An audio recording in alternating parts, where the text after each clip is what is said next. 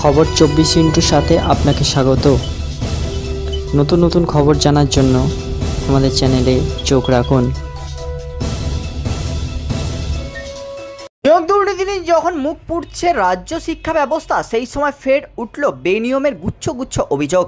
এবার রাজ্য প্রযুক্তির বিশ্ববিদ্যালয়ের তছরূপের অভিযোগ এলো প্রকাশ্যে।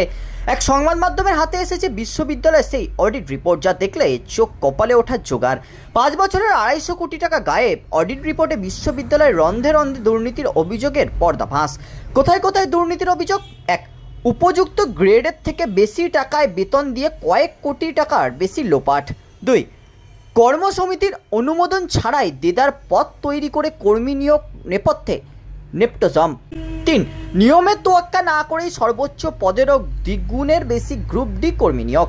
4, প্রয়োজনীয় স্থায়ী অধ্যাপকের অর্ধেক স্থায়ী অধ্যাপকও নেই বিশ্ববিদ্যালয়ে। 5, কোনো বিজ্ঞাপন ছাড়াই বেসরকারি ক্ষেত্রের সঙ্গে যুক্ত ব্যক্তিদের উপদেষ্টা মণ্ডলীতে নিয়োগ, বেতন বাবদ বরাদ্দ লাখ লাখ টাকা। 6, বিশ্ববিদ্যালয়ের প্রমোশনের জন্য কোনো টেন্ডার ছাড়াই কোটি কোটি টাকার বরাদ্দ। 7, পদোন্নতিতেও বেনিয়মের অভিযোগ উঠেছে। বেনিয়মের অভিযোগ প্রায় স্বীকার করে নিয়েই উপাচার্য তাপস চক্রবর্তী বলেন, 2018 থেকে 19 এবং 2022 থেকে 23 অর্থবর্ষের এই অডিট রিপোর্ট ক্যাগ লক্ষ্য করেছেন এখানে তছরূপ হয়েছে প্রায় 250 কোটি টাকার কাছাকাছি দুর্নীতি হয়েছে। তবে ক্যাগের ফাইনাল রিপোর্ট এখনও হাতে পাইনি আমি। এই বিষয়টি নিয়ে অবশ্য তদন্ত করা উচিত। ব্যুরো রিপোর্ট, খবর 24/7।